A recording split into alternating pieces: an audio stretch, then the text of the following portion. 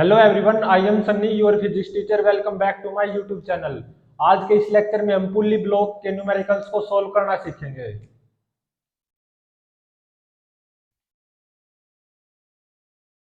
First numerical में क्या given है कि मान लो ये रूफ है, छत होती है ना।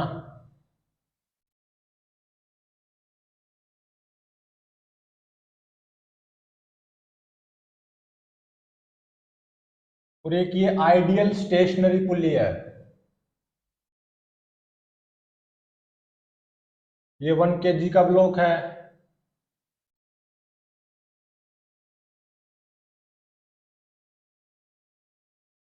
और ये 2 kg का ब्लॉक है।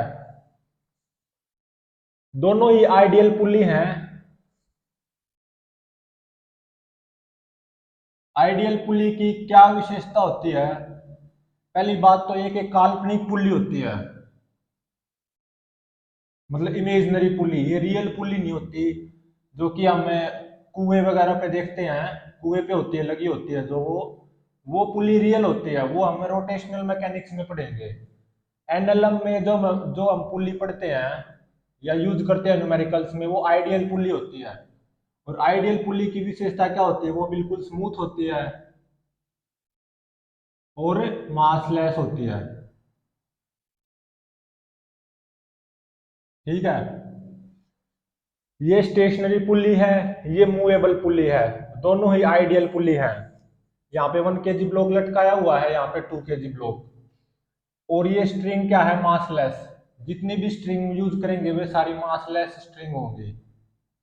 मतलब जैसे धागा होता है ना, धागा जैसे होता है। एक्सेलरेशन ड्यू टू ग्रेविटी की value near the surface of earth 10 metre per second square given है। तो इन दोनों ब्लॉक्स का एक्सेलरेशन फाइंड आउट करना है। एक्सेलरेशन ऑफ ब्लॉक्स और इन मासलेस स्ट्रिंग्स में टेंशन फाइंड आउट करनी है। Tension in various strings. यहाँ पे कितनी मासलेस स्ट्रिंग्स यूज की गई हैं? 1, 2 और 3। 3 मासलेस स्ट्रिंग यूज की गई हैं। तो दोनों ब्लॉक का एक्सेलरेशन फाइंड आउट करना है और इन 3 मासलेस स्ट्रिंग्स में टेंशन फाइंड आउट करनी है। तो सबसे पहले इसको रीड्रॉ कर लो।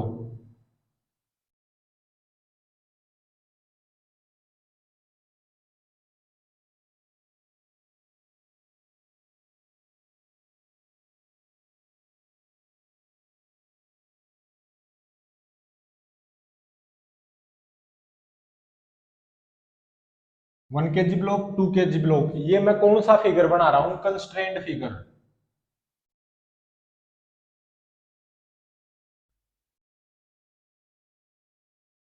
मुझे यहाँ पे दोनों ब्लॉक्स का एक्सेलरेशन फाइंड आउट करना है ना। मुझे पता ही नहीं कौन सा ब्लॉक ऊपर की तरफ एक्सेलरेट होगा, कौन सा ब्लॉक नीचे की तरफ एक्सेलरेट होगा। तो इस तरह के न्यूमेरिकल्स में आप मर्जी से किसी भी डायरेक्शन में ब्लॉक्स का एक्सेलरेशन मान सकते हो। जैसे मैं 1 kg ब्लॉक का एक्सेलरेशन ऊपर की तरफ मान रहा हूं, A1। और 2 kg ब्लॉक का एक्सेलरेशन नीचे की तरफ मान रहा हूं, A2। अब A2 और A1 में कंस्ट्रेंट रिलेशन फाइंड आउट करते हैं। इन दोनों एक्सेलरेशन में कंस्ट्रेंट रिलेशन फाइंड आउट करते हैं। इसलिए मैंने इस फिगर को क्या नाम दिया है? Constraint figure. मैं पॉइंट मेथड की हेल्प से इन दोनों एक्सेलरेशंस में कंस्ट्रेंट रिलेशन फाइंड आउट करूंगा, जो कि जरूरी है। पॉइंट मेथड में क्या होता है? जो हमारी एक स्ट्रिंग यूज कर लो, एक कोई भी स्ट्रिंग चूज कर लो। जैसे मैंने ये रस्सी चूज कर ली और ये आइडेंटिफाई कर लो कि ये रस्सी कहाँ कहाँ पे टच कर रही है।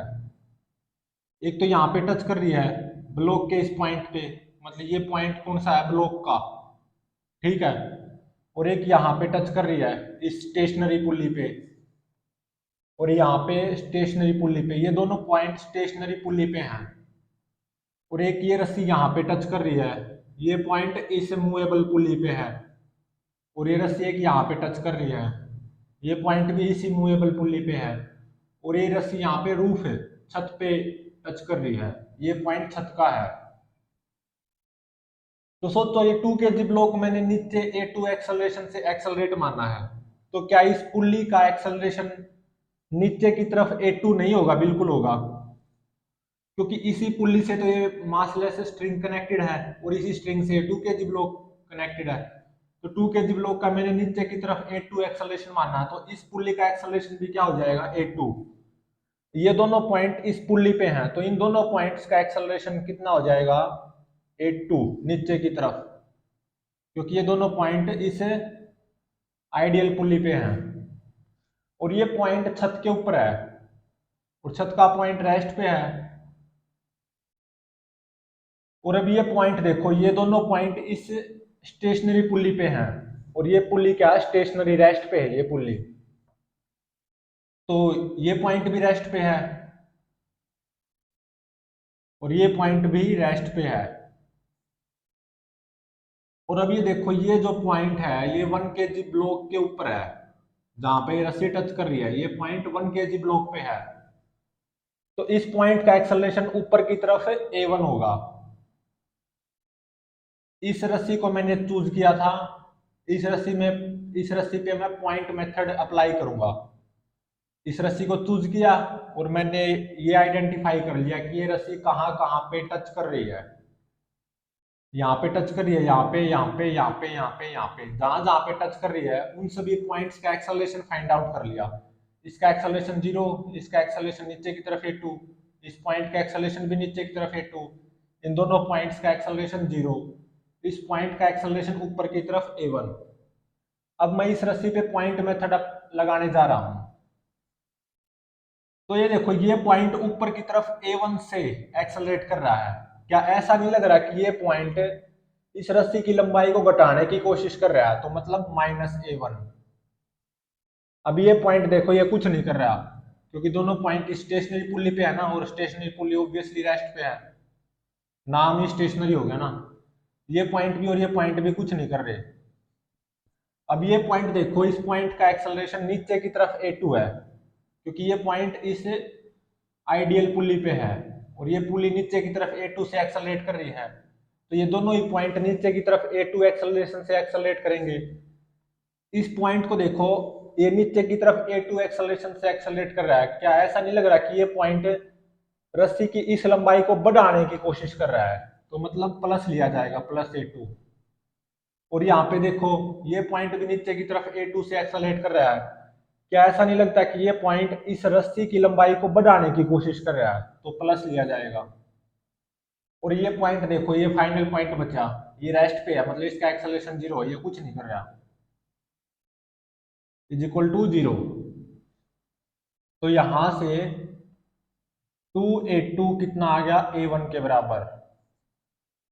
ठीक है, तो A1 की वैल्यू आ गई 2A2, या ऐसे बोल दो A2 की वैल्यू आ गई A1/2। तो A2 कितना हो गया? A1/2। ये तो था कंस्ट्रेंड फिगर। अब मैं एनएलएम फिगर बनाता हूं।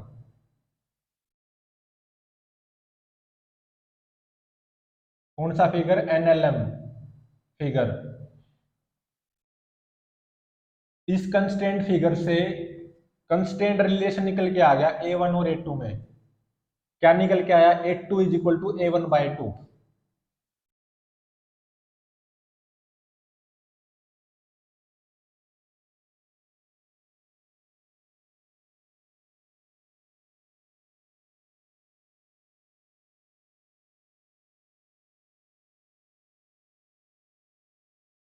ये 2 kg ब्लॉक, ये कौन सा फिगर है? एनएलएम। मतलब मैं यहाँ पे ब्लॉक्स पे और पुलिस पे फोर्सेस दिखाऊंगा, कौन से फोर्स एक्ट करेंगे।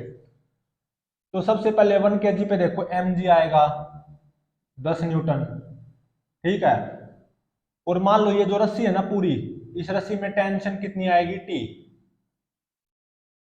तो इस रस्सी में भी टेंशन टी होगी, रस्सी के इस पार्ट में भी टेंशन टी होगी, इस पार्ट में भी टेंशन टी होगी। इस पार्ट में और इस पार्ट में दोनों में टेंशन सेम होगी, टी टी। ऐसा क्यों? क्योंकि ये जो आइडियल पुली है ना, ये स्मूथ होती है, ऐसा इसलिए है। तो इस पूरी रस्सी में टेंशन कितनी हो जाएगी? सेम। और वो मैंने टी मानी है, तो ये रस्सी इस 1 kg ब्लॉक पे ऊपर टी टेंशन फोर्स लगा रही होगी, और यही रस्सी इस स्टेशनरी पुल्ली पे नीचे की तरफ टी टेंशन फोर्स लगा रही होगी। इस रस्सी में और इस रस्सी में दोनों में टेंशन सेम आएगी क्योंकि ये स्मूथ पुल्ली है। तो ये रस्सी इस आइडियल पुल्ली पे नीचे की तरफ टी टेंशन फोर्स लगा रही होगी, यही रस्सी इस आइडियल पुल्ली पे ऊपर की तरफ टी टेंशन फोर्स लगा रही होगी।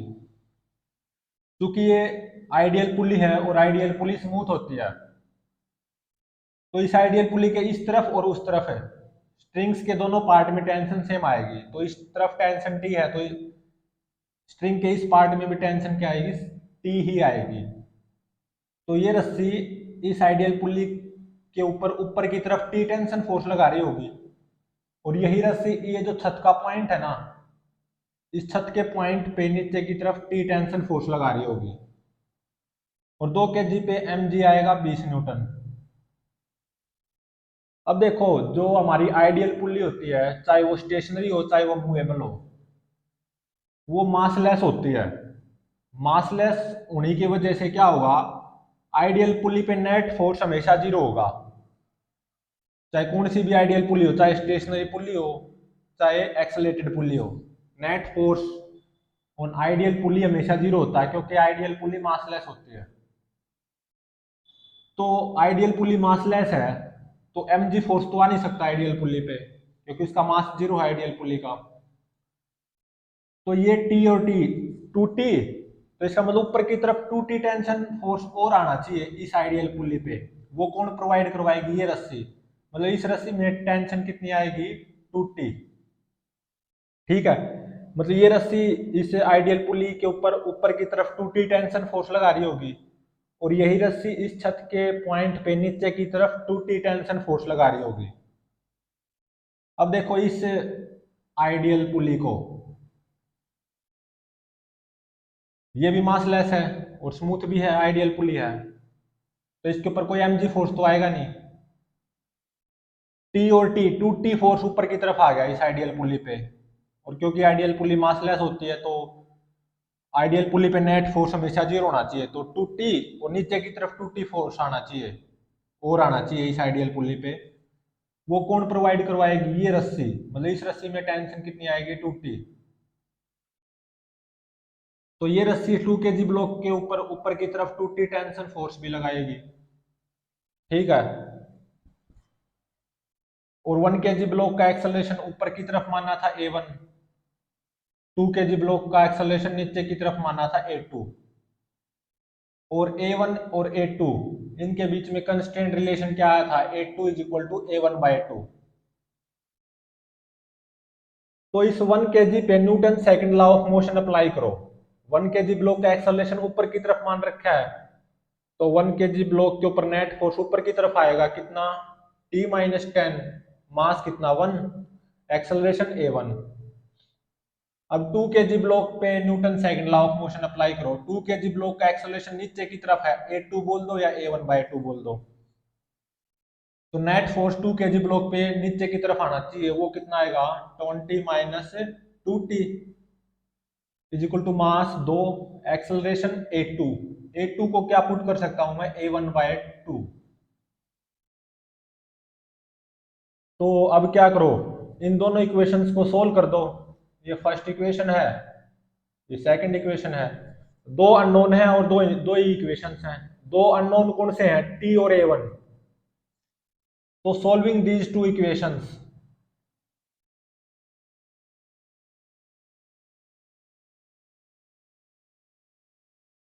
ऊपर वाली दोनों इक्वेशंस को सोल्व करेंगे। कैसे सोल्व करोगे, एक तो तरीका ये है, ऊपर वाली इक्वेशन को 2 से मल्टीप्लाई कर दो।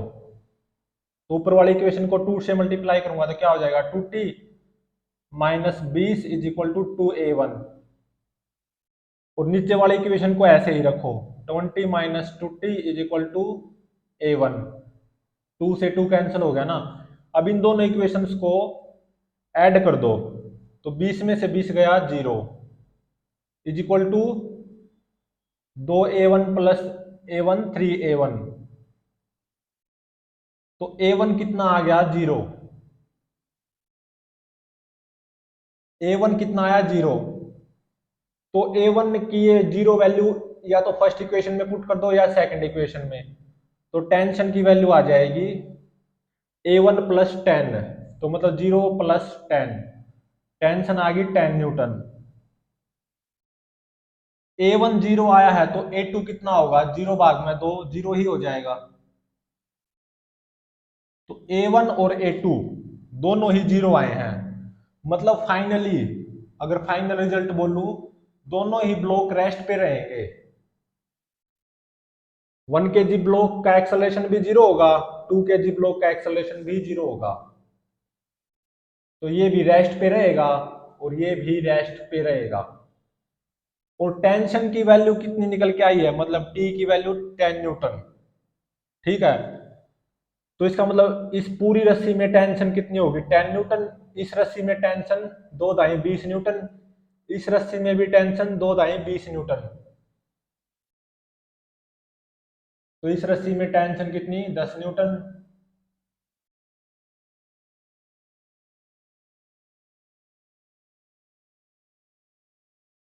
इस रस्सी में टेंशन कितनी, 20 न्यूटन। इस रस्सी में भी टेंशन कितनी हो जाएगी, 20 न्यूटन। 1 kg पे mg फोर्स आएगा 10 न्यूटन, 2 kg पे mg फोर्स 20 न्यूटन। तो दोनों ही ब्लॉक रेस्ट पे रहेंगे, बिल्कुल ऐसे कैसे, मतलब पूरा सिस्टम इक्विलिब्रियम पे रहेगा इस पर्टिकुलर न्यूमेरिकल में।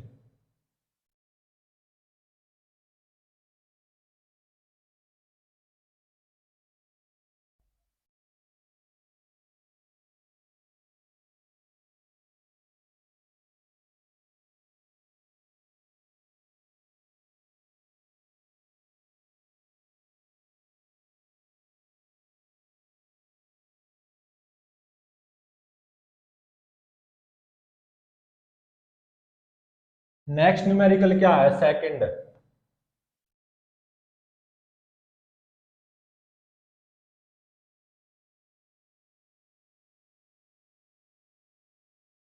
मान लो ये छत है,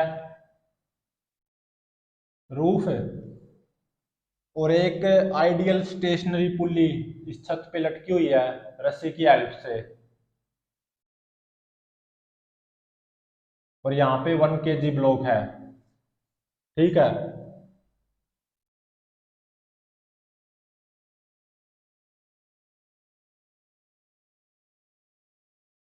और ये 2 kg ब्लॉक है, और ये 3 kg ब्लॉक है।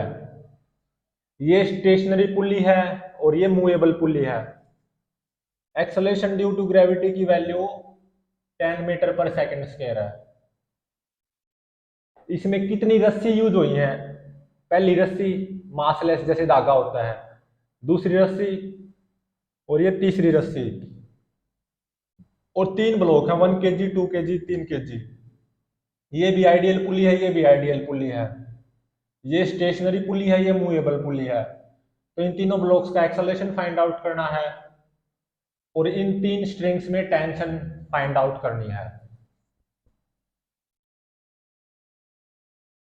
इसको सोल्व करते हैं। तो सबसे पहले तो इसको रीड्रॉ कर लो, कंस्ट्रेंट फिगर बनाना मुझे।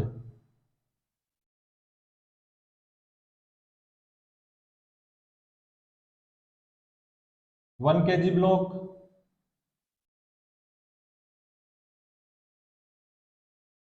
2 kg, और ये 3 kg। कंस्ट्रेंट फिगर है, ये फिगर कौन सा है, कंस्ट्रेंट। ऐसा क्यों, क्योंकि मुझे तीनों ब्लॉक्स का एक्सेलरेशन फाइंड आउट करना है। मुझे कुछ नहीं पता कि कौन सा ब्लॉक ऊपर एक्सेलरेट करेगा और कितने एक्सेलरेशन से एक्सेलरेट करेगा, और इनमें से कौन सा ब्लॉक नीचे की तरफ एक्सेलरेट करेगा और कितने एक्सेलरेशन से, कुछ नहीं पता। तो अपनी तरफ से मान लो 1 kg ब्लॉक ऊपर की तरफ एक्सेलरेट कर रहा है A1 एक्सेलरेशन से। अपनी तरफ से मान लो किसी भी सेंस में 2 kg ब्लॉक मैंने ऐसा मान लिया, ये भी ऊपर की तरफ एक्सेलरेट कर रहा है विद एक्सेलरेशन A2। और 3 kg ब्लॉक को मैंने ऐसा मान लिया अपने पास से ऐसे ही बस 3 kg ब्लॉक नीचे की तरफ एक्सेलरेट कर रहा है विद एक्सेलरेशन a3। ठीक है, तो देखो ये 1 kg ब्लॉक से ये रस्सी कनेक्टेड है और इसी रस्सी से ये पुली कनेक्टेड है। तो इस 1 kg ब्लॉक का एक्सेलरेशन अगर a1 है तो क्या इस पुली का एक्सेलरेशन नीचे की तरफ a1 नहीं होगा? बिल्कुल होगा इस पुली का, क्योंकि इस 1 kg ब्लॉक से रस्सी कनेक्टेड है और इसी रस्सी से पुली कनेक्टेड है। तो 1 kg ब्लॉक जितना ऊपर जाएगा ये पुली उतनी नीचे आएगी ना, मतलब दोनों का एक्सेलरेशन सेम होगा। अब देखो मैंने ये रस्सी चूज कर ली, ये वाली रस्सी, ध्यान रहे ये वाली रस्सी चूज की है। इसके ऊपर पॉइंट मार्क कर दो कि ये रस्सी कहाँ कहाँ पे टच कर रही है। एक तो यहाँ पे टच कर रही है 2 kg ब्लॉक पे, और एक यहाँ पे टच कर रही है, ये पॉइंट इस पुल्ली पे है। और एक यहाँ पे टच कर रही है, ये पॉइंट भी इसी पुल्ली पे है। और एक यहाँ पे 3 kg ब्लॉक पे टच कर रही है, तो ये पॉइंट 3 kg ब्लॉक पे है। तो जहां जहां पे ये रस्सी टच कर रही है उन पॉइंट्स को आइडेंटिफाई कर लिया और उन पॉइंट्स का एक्सेलरेशन फाइंड आउट करो। ये पॉइंट इस 2 kg ब्लॉक पे है ना, तो इस पॉइंट का एक्सेलरेशन क्या हो जाएगा? ऊपर की तरफ a2। सही है, क्योंकि 2 kg ब्लॉक का ऊपर की तरफ a2 है और ये पॉइंट 2 kg ब्लॉक पे है, तो इस पॉइंट का एक्सेलरेशन भी ऊपर की तरफ a2 हो जाएगा। और ये पॉइंट इस पुल्ली पे है और इस पुल्ली का एक्सेलरेशन नीचे की तरफ a1 है, तो इस पॉइंट का एक्सेलरेशन क्या नीचे की तरफ a1 नहीं हो जाएगा? बिल्कुल। ये पॉइंट भी इसी पुल्ली पे है और इस पुल्ली का एक्सेलरेशन नीचे की तरफ a1 है, तो इस पॉइंट का एक्सेलरेशन भी क्या नीचे की तरफ a1 नहीं हो जाएगा? बिल्कुल। अब ये पॉइंट बचा, ये पॉइंट 3 kg ब्लॉक पे है जहां पे रस्सी बंधी हुई है 3 kg ब्लॉक पे। 3 kg ब्लॉक नीचे की तरफ a3 से एक्सेलरेट कर रहा है, मैंने ऐसा माना था। तो क्या ये पॉइंट भी नीचे की तरफ a3 एक्सेलरेशन नहीं होगा इस पॉइंट का भी? ये रस्सी मैंने अपने आप से चूज की थी और सारे पॉइंट आइडेंटिफाई कर लिए कि ये रस्सी कहाँ कहाँ पे टच कर रही है और उन सभी पॉइंट्स का एक्सेलरेशन फाइंड आउट कर दिया। इस रस्सी पे अब पॉइंट मेथड अप्लाई करो। इस पॉइंट को देखो, इस पॉइंट का एक्सेलरेशन ऊपर की तरफ a2 है, तो क्या ऐसा नहीं लग रहा कि ये पॉइंट रस्सी के इस पोर्शन की लंबाई को घटाने की कोशिश कर रहा है? तो मतलब माइनस लिखा जाएगा, -a2। इस पॉइंट को देखो, ये पॉइंट नीचे की तरफ a1 से एक्सेलरेट कर रहा है, तो क्या ऐसा नहीं लग रहा कि ये पॉइंट रस्सी के इस पोर्शन की लंबाई को घटाने की कोशिश कर रहा है? तो मतलब -a1 लिखा जाएगा। अब इस पॉइंट पे आओ, इस पॉइंट का एक्सेलरेशन भी नीचे की तरफ a1 है, तो क्या ऐसा नहीं लग रहा कि ये पॉइंट रस्सी के इस पोर्शन की लंबाई को घटाने की कोशिश कर रहा है? तो मतलब -a1 लिखा जाएगा। अब इस पॉइंट पे आओ, इस पॉइंट का एक्सेलरेशन नीचे की तरफ a3 है, तो क्या ऐसा नहीं लग रहा कि ये पॉइंट रस्सी के इस पोर्शन की लंबाई को बढ़ाने की कोशिश कर रहा है? तो मतलब +a3 लिखा जाएगा। और इन सबको 0 के इक्वल पुट कर दो, तो यहां से a3 की वैल्यू कितनी आ गई? 2a1 + a2। ये आ गया कंस्ट्रेंट रिलेशन बिटवीन एक्सेलरेशंस। ये तो था कंस्ट्रेंट फिगर, अब मैं एनएलएम फिगर बना रहा हूं, मतलब फोर्सेस दिखाऊंगा ब्लॉक्स पे, पुलिस पे।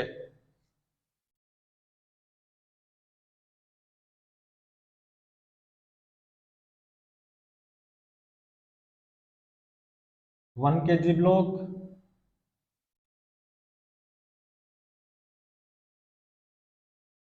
2 kg block, 3 kg block. 1 kg block पे सबसे पहले mg फोर्स लगा दो 10 न्यूटन। ऐसे 2 kg ब्लॉक पे mg फोर्स लगा दो 20 न्यूटन, 2×20। 3 kg ब्लॉक पे लगा दो mg फोर्स 30 न्यूटन। ठीक है, और मान लो मैंने ऐसा मानना, ये जो रस्सी है ना, इस रस्सी में टेंशन T है, इस रस्सी में टेंशन T मान ली, तो ये रस्सी 1 kg पे ऐसे T टेंशन फोर्स लगा रही होगी, यही रस्सी इस आइडियल पुल्ली पे, स्टेशनरी आइडियल पुल्ली पे नीचे की तरफ T टेंशन फोर्स लगा रही होगी। इस रस्सी में और इस रस्सी में टेंशन सेम होनी है क्योंकि आइडियल पुल्ली स्मूथ होती है, तो ये रस्सी इस आइडियल पुल्ली पे नीचे की तरफ T टेंशन फोर्स लगा रही होगी, यही वाली रस्सी इस आइडियल पुल्ली पे ऊपर की तरफ T टेंशन फोर्स लगा रही होगी। और अब देखो ये आइडियल पुली मासलेस होती है, तो इस आइडियल पुली पे कोई mg फोर्स तो आएगा नहीं, क्योंकि मास जीरो है आइडियल पुली का। आइडियल पुली मासलेस होने के कारण कोई भी आइडियल पुली हो, चाहे स्टेशनरी पुली हो चाहे मूवेबल पुली हो, तो आइडियल पुली पे नेट फोर्स हमेशा जीरो रहता है। तो टी और टी टू टी, तो इसका मतलब ऊपर की तरफ टू टी टेंशन फोर्स आना चाहिए इस आइडियल पुली पे। वो कौन प्रोवाइड करवाएगी? ये रस्सी, मतलब इस रस्सी में टेंशन टू टी आएगी, और यही रस्सी छत के इस पॉइंट पे टू टी टेंशन फोर्स नीचे की तरफ अप्लाई कर रही होगी। अब देखो इस रस्सी में टेंशन सेम आएगी, इस तरफ भी उतनी टेंशन आएगी, इस तरफ भी उतनी टेंशन आएगी, क्योंकि ये रस्सी भी क्या, या ये पुली भी क्या है, आइडियल पुली है, और आइडियल पुली क्या होती है, स्मूथ है। तो रस्सी के इस पोर्शन में और इस पोर्शन में दोनों में टेंशन सेम आएगी। और ये चूंकि चूंकि ये आइडियल पुली है, आइडियल पुली होती है मासलेस, तो मासलेस होने के कारण इस पे कोई इस आइडियल पुली पे mg फोर्स तो आएगा नहीं, और मासलेस पुली है तो इस आइडियल पुली पे नेट फोर्स कितना रहेगा? जीरो। तो ऊपर टी है तो नीचे की तरफ भी टोटल टी टेंशन फोर्स आना चाहिए इस आइडियल पुली पे, मतलब इस रस्सी में टेंशन टी बाई टू आएगी, और ऑब्वियसली इस रस्सी में भी टेंशन कितनी आएगी? T by two.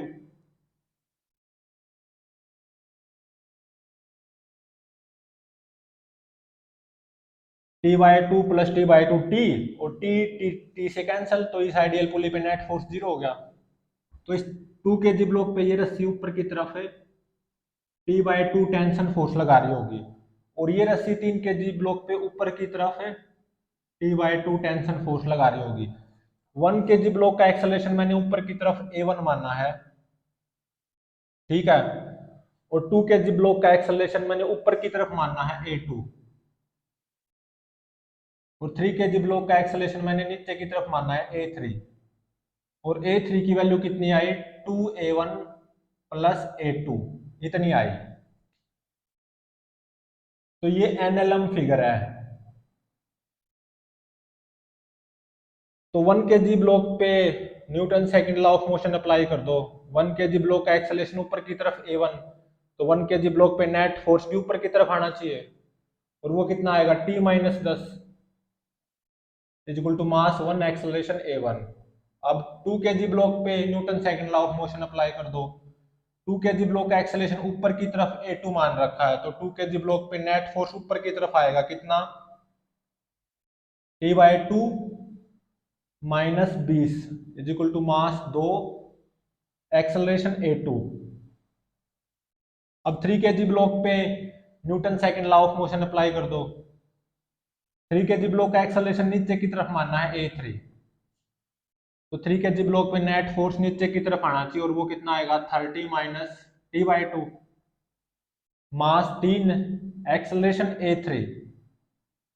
3 kg block का एक्सेलरेशन नीचे की तरफ A3 मानना है ना, और A3 की वैल्यू कितनी आई है? 2A1 plus A2। तो इसको क्या लिखूंगा मैं? 3 दूनी 6 A1 प्लस 3 A2, तीन इक्वेशन आ गई। इनको सोल्व कैसे करें? देखो अननोन कितने हैं? A1 A2 और T, तीन ही तो अननोन है और तीन ही इक्वेशन है, तो मतलब मैं इन इक्वेशंस को सोल्व कर सकता हूं। तो कैसे सोल्व करूंगा? देखो A1 की value in terms of T first equation से निकाल ली, A2 की value in terms of T second equation से निकाल ली, A1 और A2 की वैल्यू थर्ड इक्वेशन में पुट कर दो, तो टेंशन आ जाएगी। देखो 30 minus T/2 is equal to 6A1, A1 की वैल्यू कितनी है? T-10 प्लस 3A2, A2 की वैल्यू कितनी आएगी सेकंड इक्वेशन से इन टर्म्स ऑफ T? कितनी आएगी? 3/2 T/2 -20, ठीक है। तो यहां से देखो ये पूरी इक्वेशन टी में ही तो है, टेंशन में टी टी टी। जब आप इसको सोल्व करोगे यूजिंग कैलकुलेटर, तो ये टेंशन आती है 16.55 न्यूटन।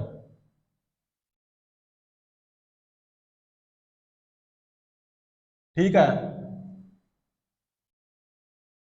जब इसको सोल्व करोगे टेंशन की वैल्यू आएगी 16.55 न्यूटन।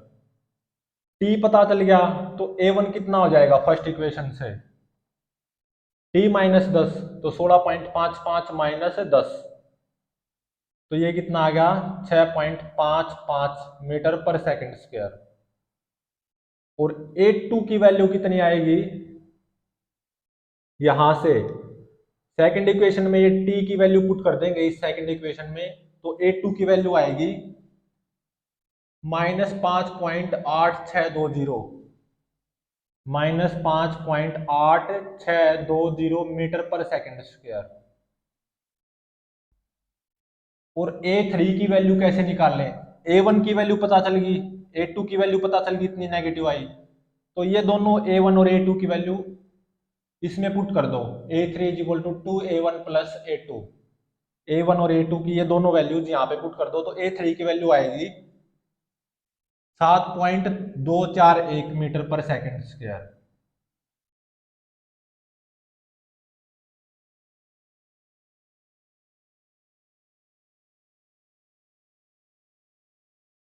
अब देखो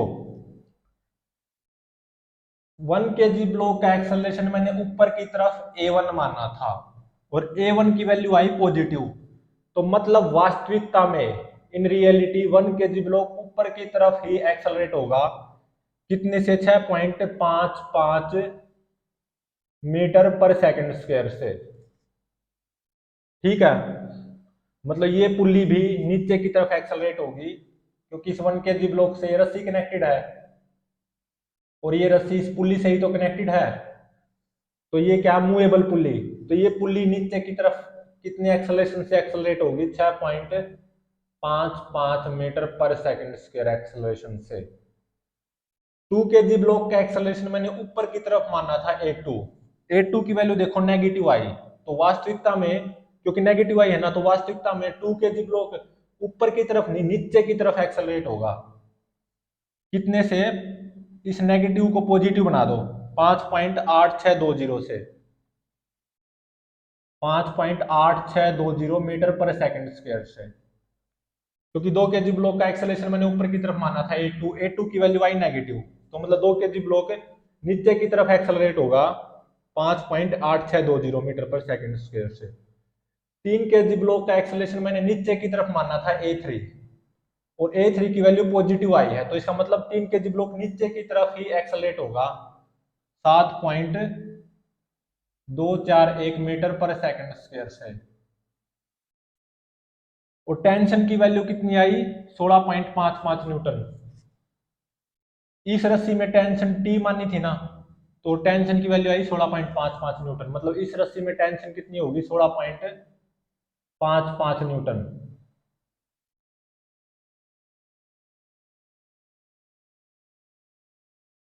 सोलह पॉइंट पांच पांच न्यूटन टी, और इस रस्सी में टेंशन कितनी होगी 2T, मतलब 16.55 का डबल, तो 16.55 का डबल करो तो ये कितना आएगा 33.1 न्यूटन।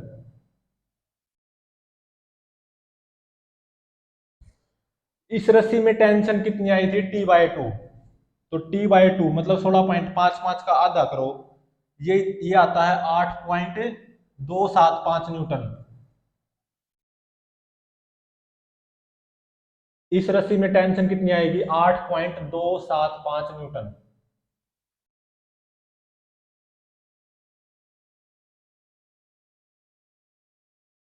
और 1 kg पे 10 न्यूटन फोर्स लग रहा होगा mg, 2 kg पे 20 न्यूटन mg फोर्स लग रहा होगा, 3 kg पे 30 न्यूटन mg फोर्स लग रहा होगा, तो 1 kg ऊपर की तरफ एक्सेलरेट होगा 6.55 मीटर पर सेकंड स्क्वायर से। ये स्टेशनरी पुली है, ये तो रेस्ट पे ही रहनी है। ये वाली जो आइडियल पुली है ये स्टेशनरी नहीं है, ये नीचे की तरफ एक्सेलरेट होगी 6.55 मीटर पर सेकंड स्क्वायर से। और 2 kg ब्लॉक नीचे की तरफ एक्सेलरेट होगा 5.8620 मीटर पर सेकंड स्क्वायर से। 3 kg ब्लॉक भी नीचे की तरफ एक्सेलरेट होगा वास्तविकता में 7.241 मीटर पर सेकंड स्क्वायर से। ध्यान रहे चाहे ये स्टेशनरी आइडियल पुली हो चाहे ये मूवेबल आइडियल पुली हो, आइडियल पुली स्मूथ और मासलेस होती है। आइडियल पुली के स्मूथ होने के कारण क्या होता है कि उस आइडियल पुली वो घूमती नहीं है कभी। ये तो काल्पनिक पुली है ना, आइडियल पुली कभी नहीं घूमती, उस पे से रस्सी फिसलती है।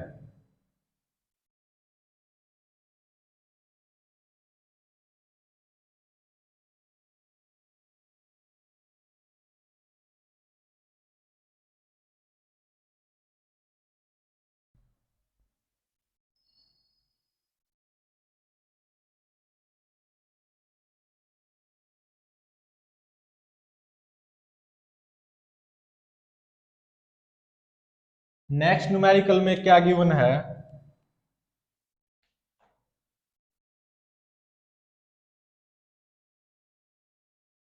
ये छत गिवन है, ठीक है, रूफ है, और ये एक आइडियल स्टेशनरी पुली गिवन है जो कि इस रस्सी के थ्रू आराम से लटकी हुई है, रेस्ट पे रहेगी हमेशा।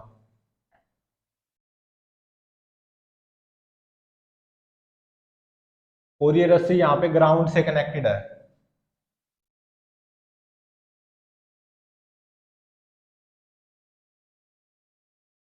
दूसरी आइडियल स्टेशनरी पुली ये है जो कि इस रस्सी के थ्रू कनेक्टेड है,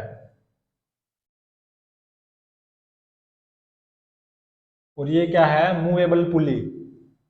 यहाँ पे 2 kg ब्लॉक लटका हुआ है और यहाँ पे रस्सी के थ्रू 3 kg ब्लॉक लटका हुआ है।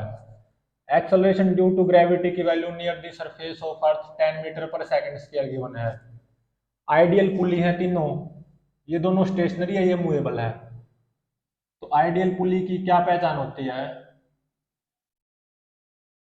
ये स्मूथ होती है पुली, मतलब कभी घूमेगी नहीं, इस पे से रस्सी फिसल सकती है बस, और मासलेस भी होती है। आइडियल पुली का मास 0 होता है। आइडियल पुली के स्मूथ होने का कारण क्या होता है कि आइडियल पुली कभी नहीं घूमती, क्योंकि ये तो काल्पनिक पुली है, इस पे से केवल रस्सी फिसल सकती है। और स्मूथ होने के कारण क्या होता है कि आइडियल पुली के दोनों तरफ है स्ट्रिंग्स में टेंशन सेम होती है। और आइडियल पुली के मासलेस होने के कारण क्या होता है कि आइडियल पुली चाहे स्टेशनरी हो चाहे मूवेबल हो, आइडियल पुली पे नेट फोर्स हमेशा 0 होना चाहिए, चाहे स्टेशनरी पुली हो चाहे एक्सेलरेटेड पुली हो। और यहाँ पे कितनी रस्सी यूज की गई है, कितनी मासलेस स्ट्रिंग यूज की गई है, 1 2 3 4, 4 मासलेस स्ट्रिंग यूज की गई है। तो इन दोनों ब्लॉक्स का एक्सेलरेशन फाइंड आउट करना है।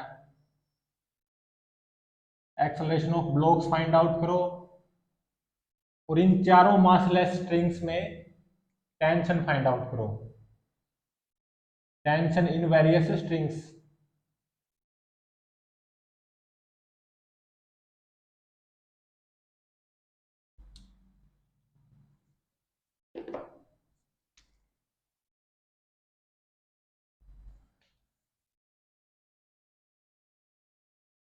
इसको सोल्व करते हैं। पहले इसका कंस्ट्रेंड फिगर बनाओ।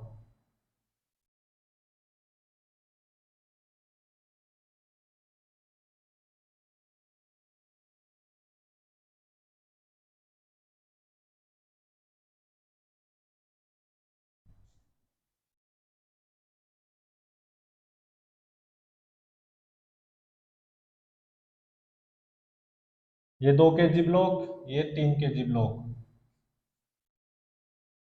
मैंने यहाँ पे ऐसा मान लिया अपने पास से, क्योंकि मेरे को कुछ नहीं पता कि 2 kg ब्लॉक ऊपर की तरफ जाएगा या 3 kg ब्लॉक नीचे की तरफ जाएगा, या 2 kg ब्लॉक नीचे की तरफ एक्सेलरेट करेगा या 3 kg ब्लॉक ऊपर की तरफ एक्सेलरेट करेगा, कुछ नहीं पता। इन ब्लॉक्स का एक्सेलरेशन के बारे में मुझे कुछ नहीं पता कि किस ब्लॉक के डायरेक्शन ऑफ मोशन क्या होगी।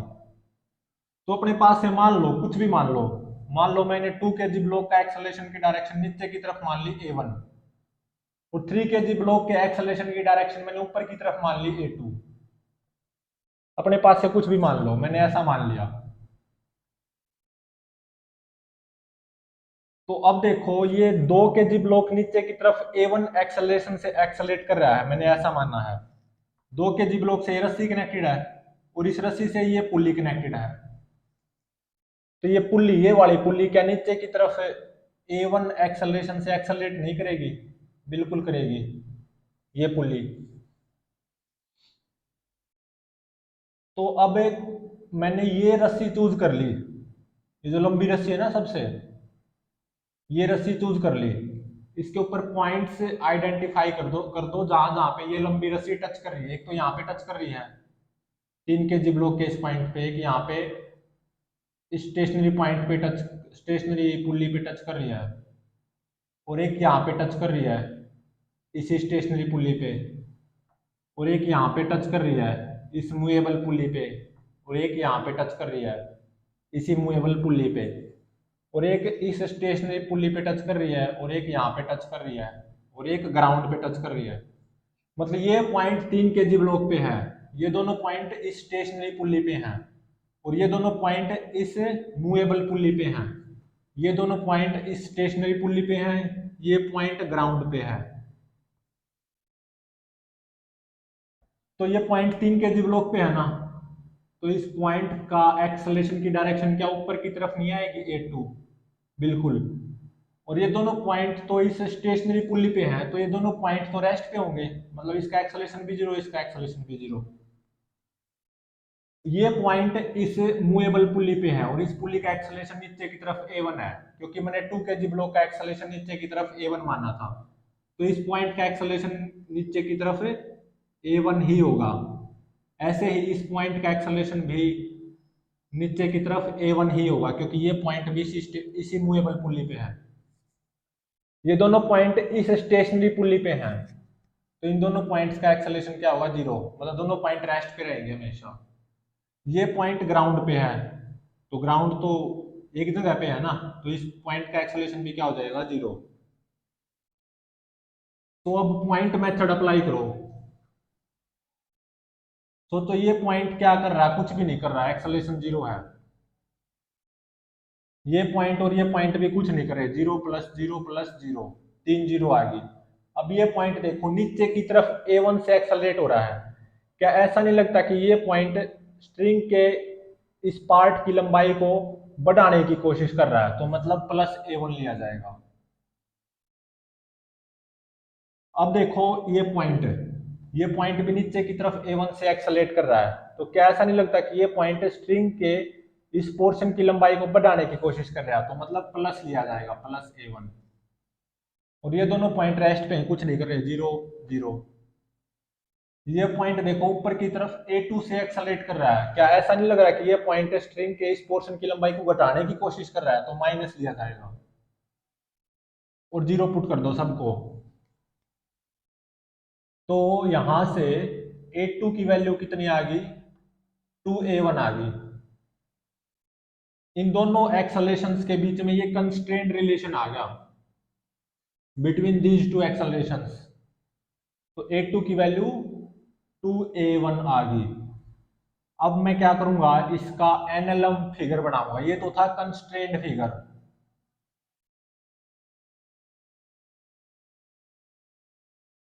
अब मैं इसका एनएलएम फिगर बनाऊंगा।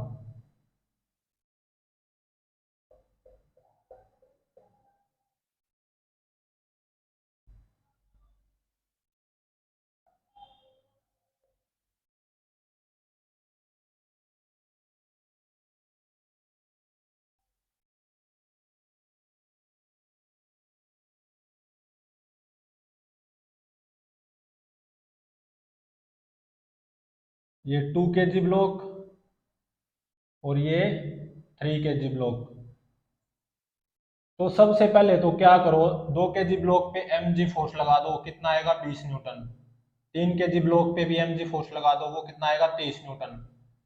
अब ऐसा मानो ये जो लंबी रस्सी है ना, इसमें टेंशन टी है, हर जगह पे टेंशन टी ही आएगी सेम, क्योंकि किसी पर्टिकुलर रस्सी को चूज करोगे आप, जैसे मैंने ये लंबी वाली रस्सी चूज कर ली, उस रस्सी के हर पॉइंट पे टेंशन सेम आएगी टी, क्योंकि ये मासलेस स्ट्रिंग है। इस पोर्शन में अगर टेंशन टी होगी तो इस पोर्शन में भी टेंशन टी होगी, क्योंकि ये स्मूथ पुल्ली है। इस पोर्शन में टेंशन टी होगी और ये भी स्मूथ पुल्ली है, तो इस पोर्शन में भी टेंशन टी हो जाएगी। और ये भी स्मूथ पुली है, तो इस पोर्शन में भी टेंशन टी हो जाएगी, मतलब इस पूरी रस्सी में टेंशन टी मान ली मैंने, लंबी रस्सी में। तो ये रस्सी इस ग्राउंड को ऊपर की तरफ फोर्स लगा रही होगी टी, और यही रस्सी इस स्टेशनरी पुली पे नीचे की तरफ टी टेंशन फोर्स लगा रही होगी। और ये वाली रस्सी इस स्टेशनरी पुली पे ऐसे टी टेंशन फोर्स लगा रही होगी, और ये वाली रस्सी इस मूवेबल पुली पे ऊपर की तरफ टी टेंशन फोर्स लगा रही होगी। अब इस स्टेशनरी आइडियल पुली को देखो, इसके ऊपर नेट फोर्स 0 होना चाहिए। अभी तक कितना आया है, टी टी 2T आ गया, तो इसका मतलब ऊपर की तरफ भी 2T फोर्स इसके ऊपर इस स्टेशनरी पुली पे आना चाहिए। तो वो ये रस्सी प्रोवाइड करवाएगी, ये रस्सी इस स्टेशनरी पुली के ऊपर की तरफ 2T टेंशन फोर्स लगाएगी। और यही रस्सी जहां पे बंधी हुई है इस छत पे, उस छत के पॉइंट पे नीचे की तरफ 2T टेंशन फोर्स लगाएगी, क्योंकि इस लंबी रस्सी में हर जगह मैंने टेंशन टी मानी है। तो ये रस्सी इस मूवेबल पुली के ऊपर की तरफ टी टेंशन फोर्स लगा रही होगी, और यही रस्सी इस स्टेशनरी पुली पे नीचे की तरफ टी टेंशन फोर्स लगा रही होगी, और ये वाली रस्सी इस स्टेशनरी पुली पे नीचे की तरफ टी टेंशन फोर्स लगा रही होगी, और यही रस्सी इस 3 kg ब्लॉक पे ऊपर की तरफ टी टेंशन फोर्स लगा रही होगी। ये क्या है, स्टेशनरी आइडियल पुली, तो इसके ऊपर नेट फोर्स 0 होना चाहिए। टी और टी नीचे की तरफ 2T आ गया, तो इस स्ट्रिंग में टेंशन कितनी आएगी, 2T, क्योंकि आइडियल पुली पे नेट फोर्स हमेशा 0 होता है, चाहे वो स्टेशनरी पुली हो या मूवेबल पुली हो। तो इस मूवेबल पुली की बात करूं, अभी तक इसके ऊपर 2T फोर्स आ गया ऊपर की तरफ, T + T 2T। आइडियल पुली चाहे स्टेशनरी हो या मूवेबल हो, नेट फोर्स आइडियल पुली पे हमेशा 0 होता है, तो नीचे की तरफ 2T फोर्स और आना चाहिए इस मूवेबल आइडियल पुली पे। तो मतलब इस रस्सी में टेंशन कितनी आएगी, 2T। ये रस्सी इस मूवेबल आइडियल पुली पे नीचे की तरफ 2T टेंशन फोर्स लगा रही होगी, और यही रस्सी इस 2 kg ब्लॉक पे ऊपर की तरफ 2T टेंशन फोर्स लगा रही होगी। 2 kg ब्लॉक का एक्सेलरेशन मैंने नीचे की तरफ माना है A1, और 3 kg ब्लॉक का एक्सेलरेशन मैंने ऊपर की तरफ माना है A2, और constraint relation between these two acceleration की हेल्प से A2 की वैल्यू कितनी आ गई, 2A1। अब क्या करो, 2 kg ब्लॉक को देखो, ये A1 से एक्सेलरेटेड है नीचे की तरफ, तो 2 kg ब्लॉक पे नेट फोर्स नीचे की तरफ होना चाहिए, और वो कितना होगा, 20 - 2T। Newton second law of motion apply कर दो इस 2 kg ब्लॉक पे, net force 20 - 2T, mass 2, acceleration of 2 kg block A1। तो फर्स्ट इक्वेशन तो ये आ गई। अब 3 kg ब्लॉक पे Newton second law of motion apply कर दो, T - 30, मास 3 kg, एक्सेलरेशन A2, A2 कितना है, 2A1, तो ये 6A1 आ गया। T और A1, T और A1 दो अननोन हैं और दो ही इक्वेशंस हैं, तो इनको हम सोल्व कर सकते हैं। तो सोल्विंग इक्वेशन 1 और 2 कैसे करें, इस इक्वेशन को 2 से मल्टीप्लाई कर दो, पूरी इक्वेशन को 2 से मल्टीप्लाई किया और इस फर्स्ट इक्वेशन में ऐड कर दिया, तो 2T से -2T कैंसल, और -60 + 20 -40, और 2 से मल्टीप्लाई किया ना, तो 6 दूनी 12A1 + 2A1 14A1, तो यहां से A1 की वैल्यू कितनी आ गई, -40/14, और ये कितनी आती है, -2.857 metre per second square. A1 की वैल्यू आ गई।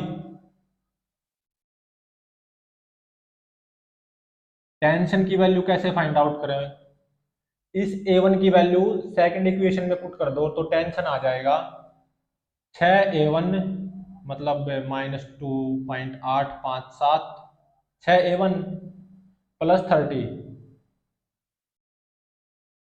तो टेंशन की वैल्यू आती है 12.857 न्यूटन।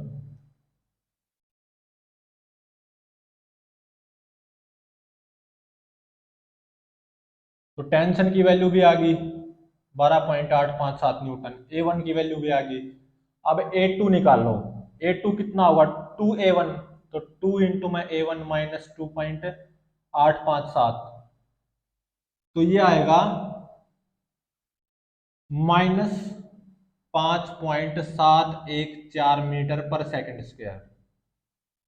अब देखो A1 की वैल्यू नेगेटिव आई है और A2 की वैल्यू भी नेगेटिव आई है।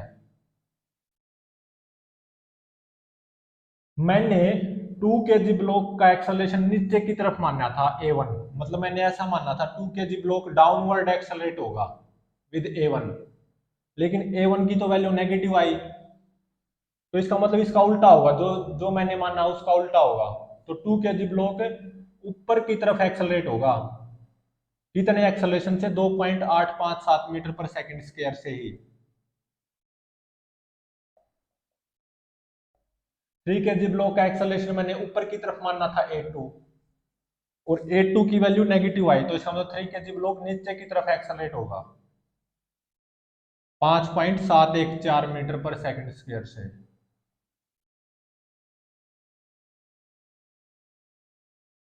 और इस जो लंबी रस्सी है इसमें टेंशन कितनी मानी थी मैंने T, और T की वैल्यू कितनी आई 12.857 न्यूटन।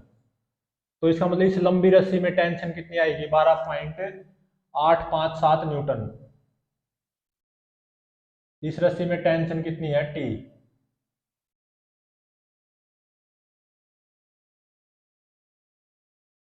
और T की वैल्यू ये आई है ध्यान रहे। और इस रस्सी में टेंशन कितनी होगी 2T,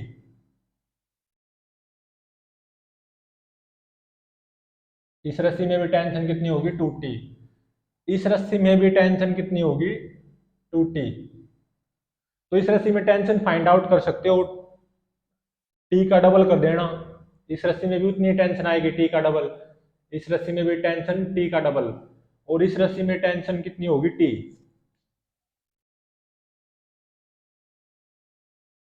और ये यहाँ पे एक्सेलरेटेड पुली है, मूवेबल पुली है। इस मूवेबल पुली का एक्सेलरेशन वही होगा ना जो 2 kg ब्लॉक का होगा, क्योंकि ये मूवेबल पुली और 2 kg ब्लॉक एक स्ट्रिंग से कनेक्टेड है। तो ये मूवेबल पुली भी ऊपर की तरफ 2.857 मीटर पर सेकंड स्क्वायर से ही एक्सेलरेट करेगी, ये मूवेबल पुली।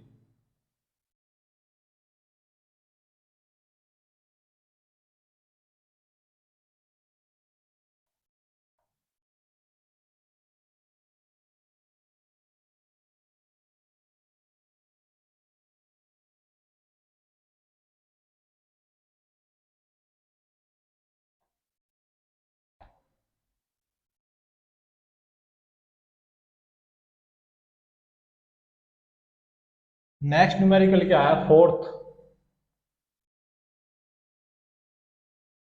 इसमें क्या गिवन है, मान लो एक छत है,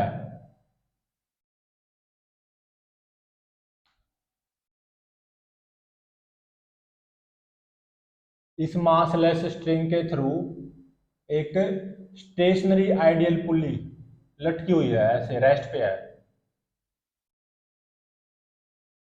ठीक है।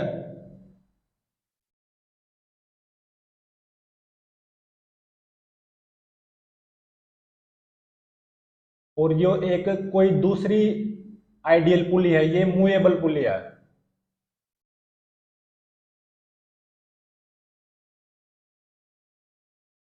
ये 2 kg का ब्लॉक है और ये 3 kg का।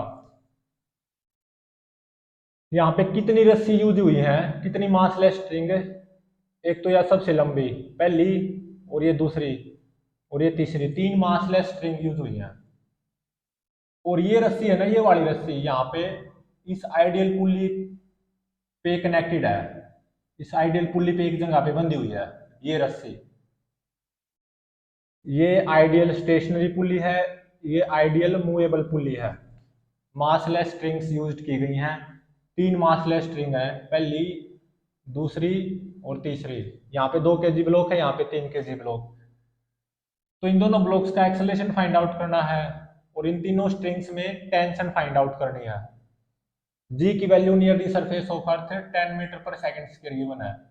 तो सबसे पहला स्टेप क्या होता है हमारा, कंस्ट्रेंट फिगर बनाना।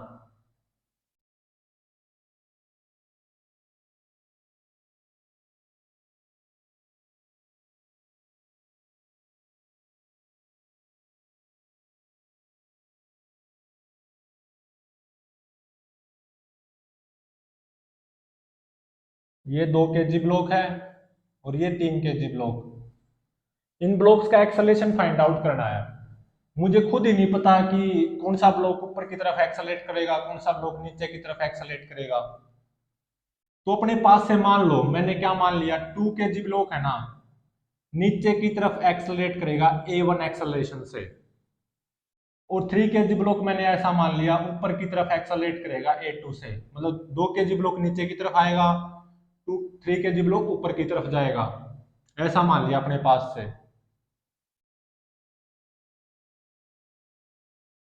तो 2 kg ब्लॉक से ये स्ट्रिंग कनेक्टेड है और इसी स्ट्रिंग से ये मूवेबल आइडियल पुली कनेक्टेड है।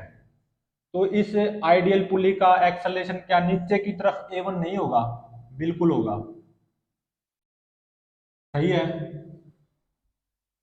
अब क्या करो, ये जो लंबी रस्सी है ना, ये लंबी रस्सी, इसको चूज कर लिया मैंने और इसके ऊपर पॉइंट मार्क कर दिए यहाँ, ये कहाँ कहाँ पे टच कर रही है। एक तो 3 kg ब्लॉक पे टच कर रही है, और एक इस स्टेशनरी पुली पे टच कर रही है, और एक यहाँ पे इसी स्टेशनरी पुली पे टच कर रही है, और एक यहाँ पे इस मूवेबल पुली पे टच कर रही है, और एक यहाँ पे इस मूवेबल पुली पे टच कर रही है, और एक यहाँ पे इस स्टेशनरी पुली पे टच कर रही है।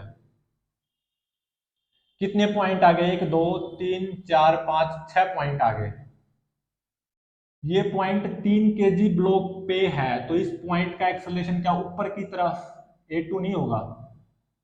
और ये पॉइंट इस स्टेशनरी पुली पे है, तो ये पॉइंट का एक्सेलरेशन 0 होगा, ये पॉइंट तो रेस्ट पे रहेगा। और ये पॉइंट भी इसी स्टेशनरी पुली पे है, तो इस पॉइंट का एक्सेलरेशन भी 0 होगा।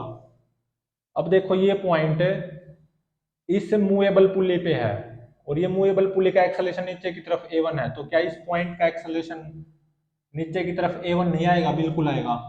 और ये पॉइंट भी इसी मूवेबल पुली पे है, और ये मूवेबल पुली नीचे की तरफ A1 एक्सेलरेशन से एक्सेलरेटेड है, तो इस पॉइंट का एक्सेलरेशन नीचे की तरफ कितना आएगा? A1।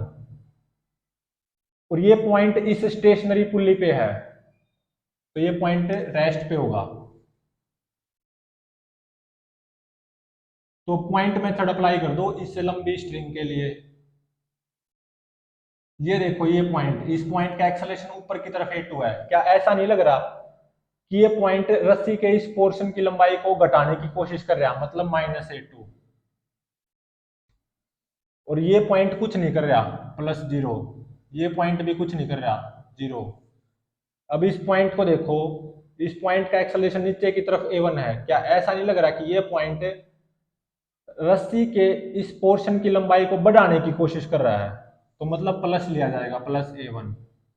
और इस पॉइंट का एक्सेलरेशन भी नीचे की तरफ A1 है, तो क्या ऐसा नहीं लग रहा कि ये पॉइंट रस्सी के इस पोर्शन की लंबाई को बढ़ाने की कोशिश कर रहा है? तो मतलब इसको भी प्लस लिया जाएगा, +A1। और ये पॉइंट कुछ नहीं कर रहा, रेस्ट पे है ना ये, तो +0। अब इन सभी को 0 के इक्वल पुट कर दो, तो यहां से A2 की वैल्यू कितनी आई? 2A1। ये आ गया इन दोनों एक्सेलरेशंस के बीच में कंस्ट्रेंट रिलेशन। तो A2 की वैल्यू कितनी आई? 2A1। ये कौन सा फिगर है? Constraint figure.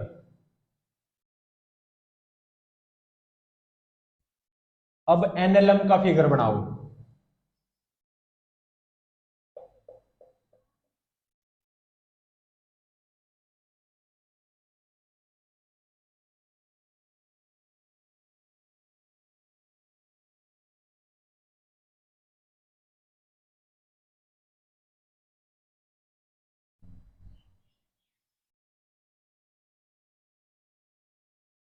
पहले तो 2 kg पे mg फोर्स लगाओ, 20 न्यूटन। अब 3 kg ब्लॉक पे mg फोर्स लगाओ, 30 न्यूटन। मान लो ये जो रस्सी है ना लंबी, इस रस्सी में टेंशन T है, तो ये वाली रस्सी इस स्टेशनरी पुली पे नीचे की तरफ T टेंशन फोर्स लगा रही होगी, और ये रस्सी इस मूवेबल पुली पे ऊपर की तरफ है T टेंशन फोर्स लगा रही होगी। और क्योंकि ये स्मूथ पुली है तो रस्सी के इस पोर्शन में भी टेंशन T होगी, तो ये रस्सी इस मूवेबल पुली पे ऊपर की तरफ T टेंशन फोर्स लगा रही होगी, और ये रस्सी इस स्टेशनरी पुली पे नीचे की तरफ T टेंशन फोर्स लगा रही होगी। क्योंकि ये पुली भी क्या स्मूथ है, सारी पुली आइडियल है ना, तो इस पोर्शन में और इस पोर्शन में टेंशन क्या होगी सेम, तो इस रस्सी में भी टेंशन T होगी, तो ये रस्सी इस स्टेशनरी पुली पे नीचे की तरफ T टेंशन फोर्स लगा रही होगी, और यही रस्सी 3 kg ब्लॉक पे ऊपर की तरफ T टेंशन फोर्स लगा रही होगी। अब देखो इस स्टेशनरी पुली पे टी 3T फोर्स आ गया नीचे की तरफ, आइडियल पुली पे नेट फोर्स 0 होना चाहिए, तो इसका मतलब इस रस्सी में टेंशन कितनी आएगी 3T।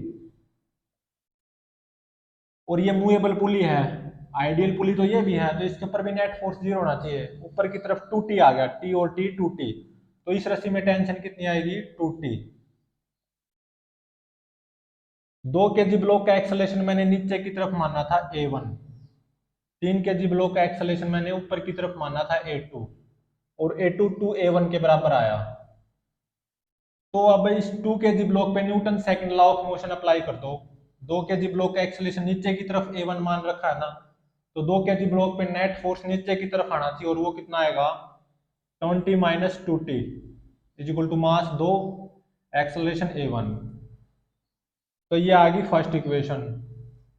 अब 3 kg ब्लॉक पे Newton second law of motion apply कर दो। 3 kg ब्लॉक का एक्सेलरेशन ऊपर की तरफ A2 माना है, जो कि 2A1 के बराबर आया है, तो इसका मतलब 3 kg ब्लॉक पे नेट फोर्स ऊपर की तरफ आना चाहिए, और वो कितना आएगा T minus 30 is equal to mass 3 kg acceleration A2, और A2 की वैल्यू 2A1 के बराबर है, तो ये 6A1 आ जाएगी।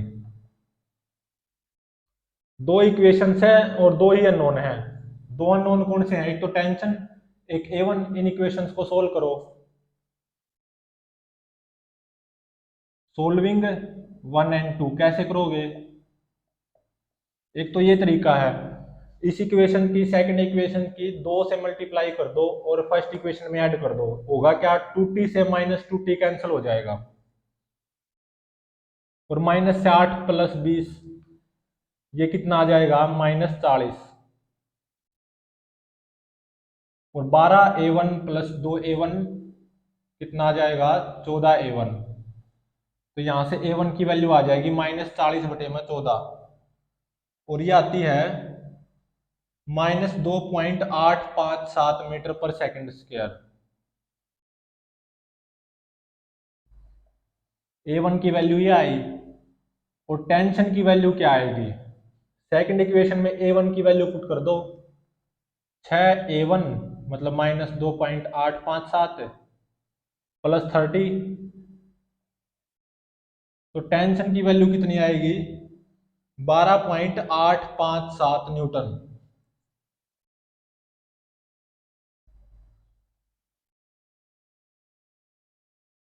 रह गया A2 निकालना। A2 क्या होगा 2A1, तो A1 की वैल्यू पुट कर दो, 2 इंटू में माइनस 2.857, तो A2 की वैल्यू आएगी यहां से minus 5.714 metre per second square.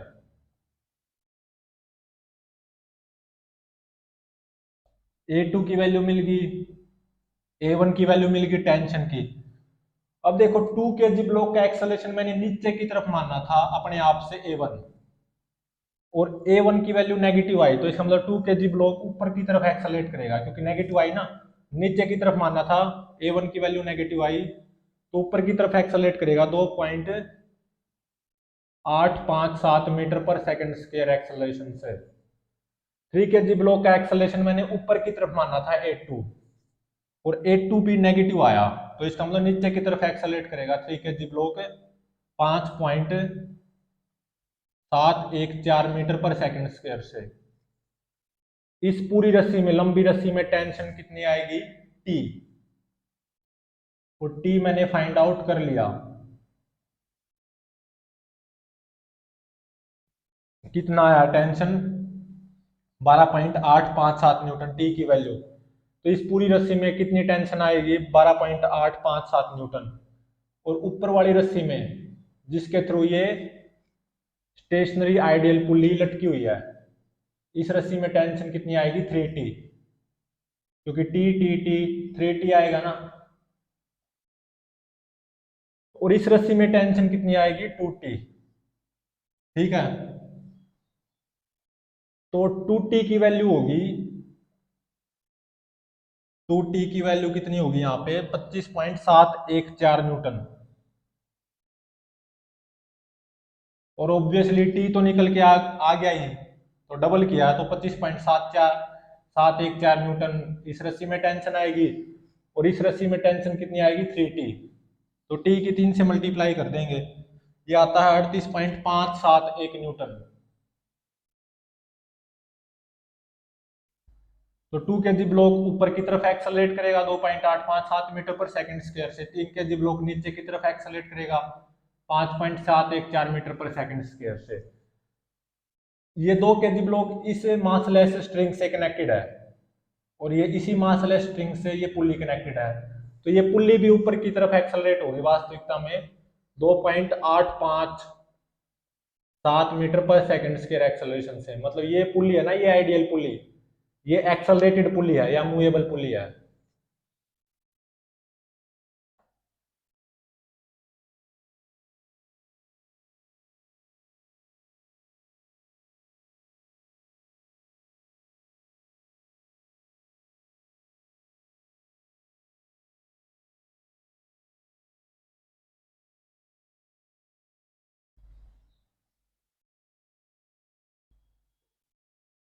Next numerical क्या गिवन है? फिफ्थ।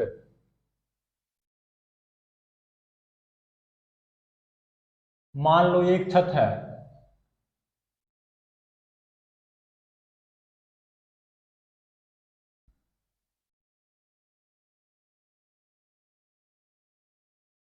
इस मासलेस स्ट्रिंग के थ्रू एक स्टेशनरी आइडियल पुल्ली लटकी हुई है, और यहाँ पे 4 kg ब्लॉक है लटका हुआ।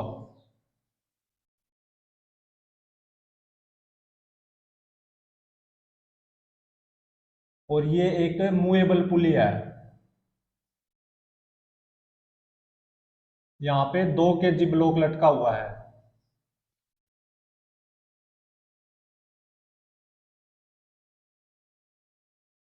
यहाँ पे अगेन एक और मूवेबल पुली है, यहाँ पे कितना kg का ब्लॉक लटका हुआ है? 3 kg का। और ये स्ट्रिंग ग्राउंड से कनेक्टेड है।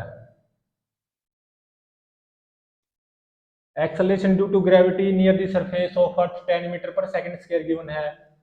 ये स्टेशनरी पुली है, ये मूवेबल पुली, ये भी मूवेबल पुली, और तीनों ही आइडियल पुली हैं। और यहाँ पे कितनी मासलेस स्ट्रिंग यूज हुई हैं? 1 2 3 और एक 4, 4 मासलेस स्ट्रिंग यूज हुई हैं। तो तीनों ब्लॉक्स का एक्सेलरेशन फाइंड आउट करना है, और तीनों ही मासलेस स्ट्रिंग्स में टेंशन फाइंड आउट करनी है। तो इसको सोल्व करते हैं। तो सबसे पहले तो इसका कंस्ट्रेंड फिगर बना लो।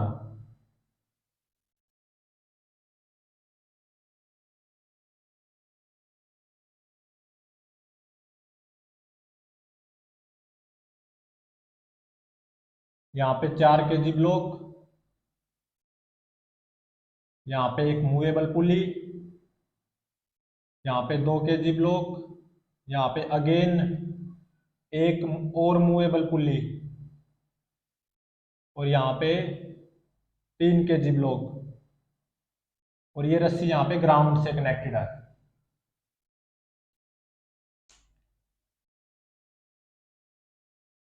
तो मुझे यहाँ पे इन तीनों ब्लॉक्स का एक्सेलरेशन फाइंड आउट करना है। मुझे कुछ नहीं पता कि कौन सा ब्लॉक ऊपर एक्सेलरेट करेगा, कौन सा ब्लॉक नीचे एक्सेलरेट करेगा, तो अपने पास से कुछ भी मान लो। मैंने क्या माना कि ये जो 3 kg ब्लॉक है ना, ये नीचे की तरफ एक्सेलरेट कर रहा है A1 एक्सेलरेशन से, ऐसे ही मान लिया। और 2 kg ब्लॉक का एक्सेलरेशन मैंने ऊपर की तरफ मान लिया A2। और 4 kg ब्लॉक का एक्सेलरेशन मैंने नीचे की तरफ मान लिया A3। ठीक है। अब मुझे कंस्ट्रेंट रिलेशन फाइंड आउट करना है A1, A2 और A3 में। ये कौन सा फिगर है? Constraint figure.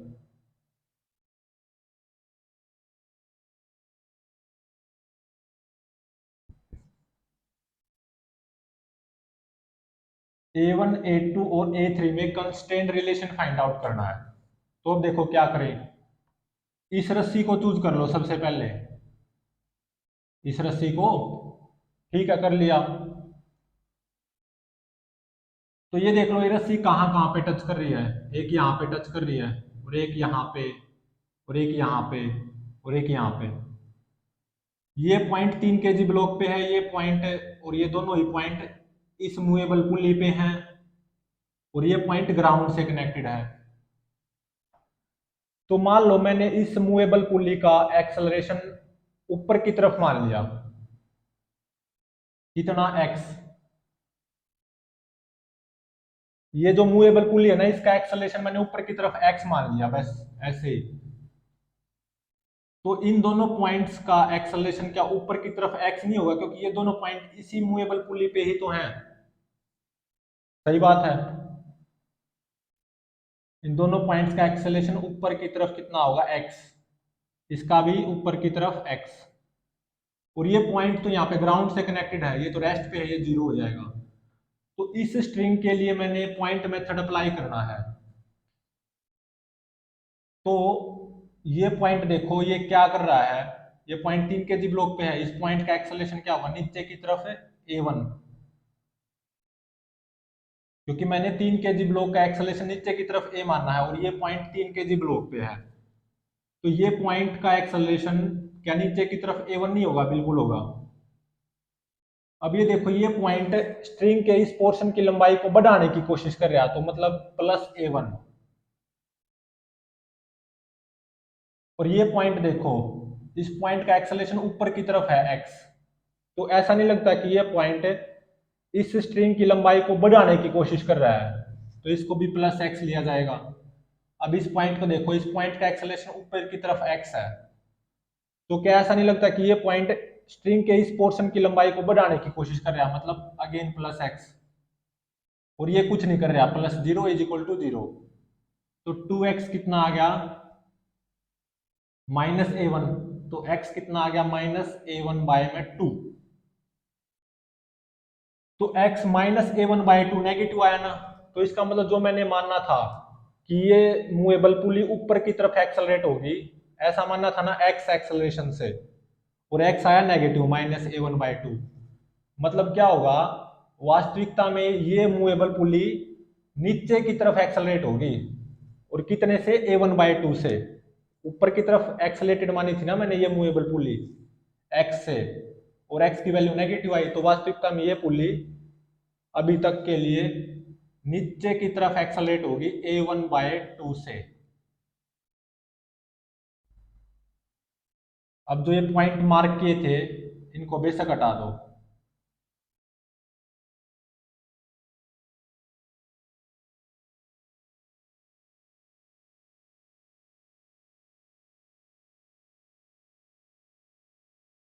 अब देखो, ये जो रस्सी है ना, अब इस रस्सी को देखो, ये रस्सी, ये देखो कहाँ कहाँ पे टच कर रही है, और उन पॉइंट्स को आइडेंटिफाई कर लो या मार्क कर लो।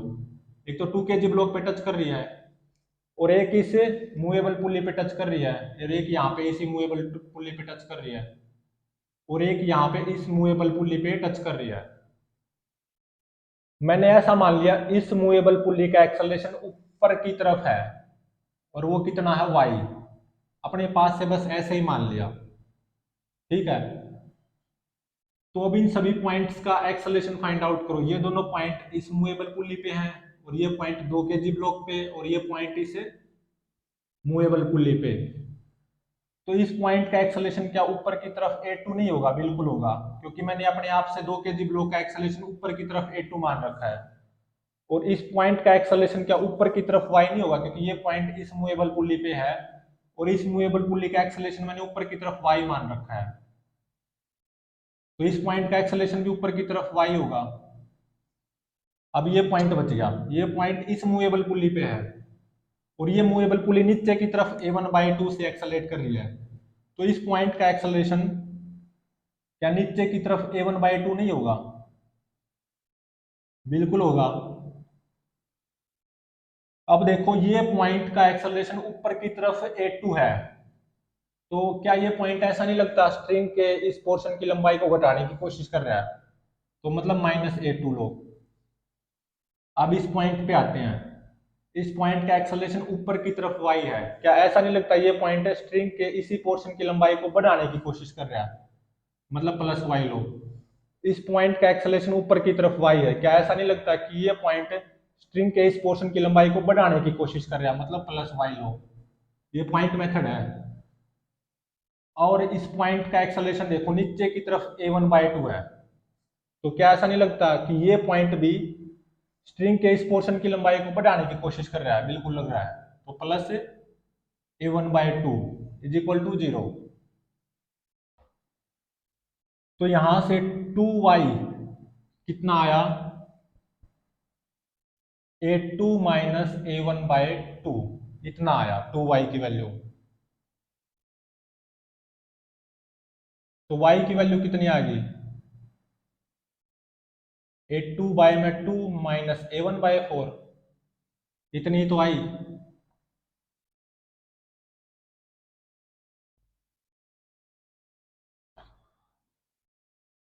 और मान लो ये पॉजिटिव है, थोड़ी देर के लिए ऐसा मान लो ये वैल्यू क्या है? पॉजिटिव। y की वैल्यू क्या आई? पॉजिटिव आई, ऐसा मान लिया मैंने थोड़ी देर के लिए। अब इन सभी मार्क पॉइंट को बेशक हटा दो।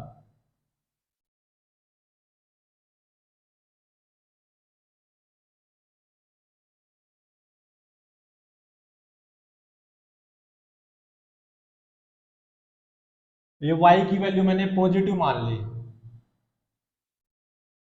ठीक है। तो और मैंने इस मूवेबल पुली का एक्सेलरेशन ऊपर की तरफ माना था y, और y की वैल्यू मैंने थोड़ी देर के लिए पॉजिटिव मान ली।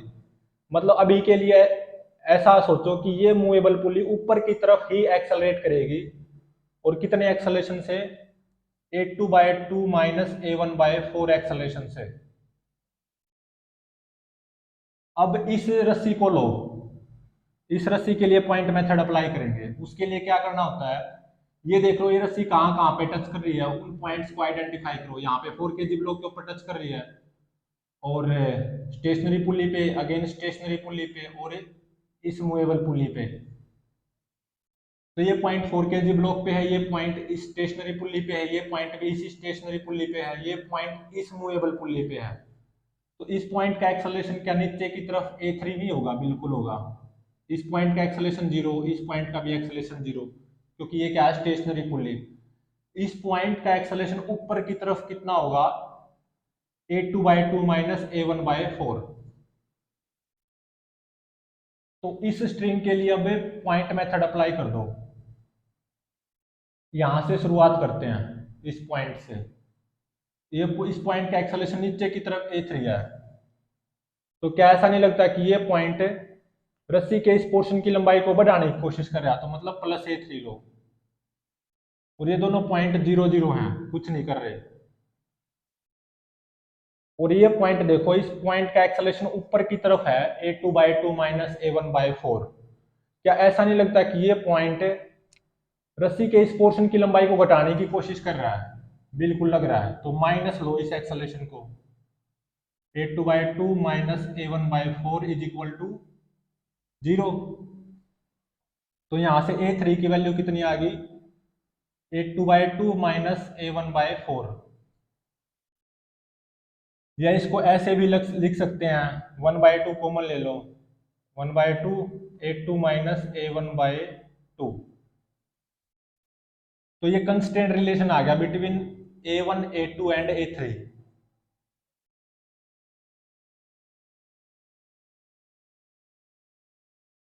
तो इस A3 को मैं और कैसे लिख सकता हूं, 1/2 2A2 minus A1 divided bye 2। तो ये कितना हो गया, 2A2 minus A1 divided bye 2 दूनी 4। तो फाइनली आ गया constant relation between A1 A2 and A3।